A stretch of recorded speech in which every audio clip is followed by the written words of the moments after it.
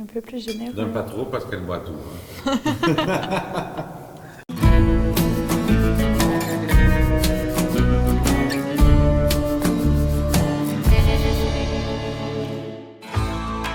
En 2010, mon père réalise un de ses rêves en faisant l'acquisition d'une terre agricole dans le Douro supérieur où il produit du vin, cultive des olives et des amandes.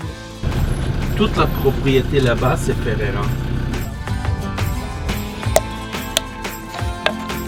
Il y a Casse-Noisette, il y a Casamance. La vallée du Douro porte son nom en raison du fleuve du même nom, qui prend sa source en Espagne et traverse le Portugal pour aller se jeter dans l'océan Atlantique près de la ville de Porto, là où se trouvent les maisons de vin de Porto. Reconnue d'abord pour la production de vins fortifiés, la région offre maintenant autant de vins de table que de Porto, dont certains sont reconnus parmi les meilleurs vins au monde. Une des grandes particularités de la région est son climat sec.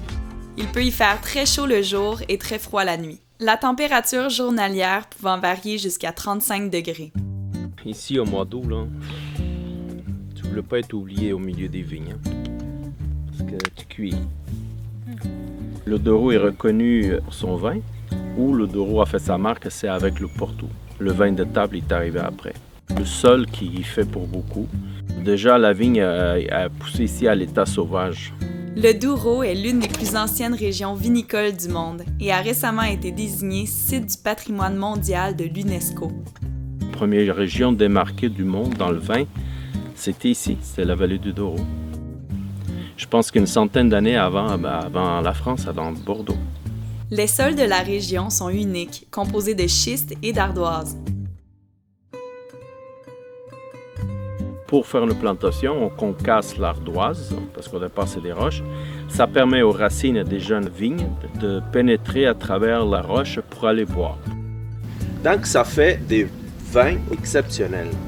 Les vins sont très particuliers, et surtout les blancs. On retrouve des blancs très riches, très minéraux, des blancs c'est vraiment un terroir très particulier, très différent. Dans la vallée du Douro, les variétés de raisins, dont certaines issues de très vieilles vignes indigènes, sont nombreuses, uniques et pour la plupart exclusivement portugaises.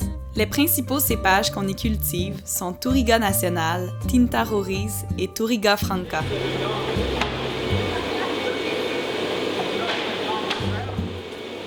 Au restaurant de mon père, on offre maintenant les vins F qui s'ajoutent à la carte des vins. Celle-ci est constituée à 95% de vins importés du Portugal, sélectionnés par Carlos lui-même.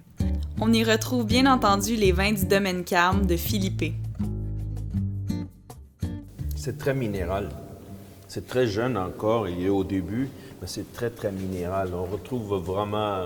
Il y a de la pêche, il y a de l'ananas, il y a on peut pêche vraiment fruit. se transporter dans la terre et voir le pourquoi.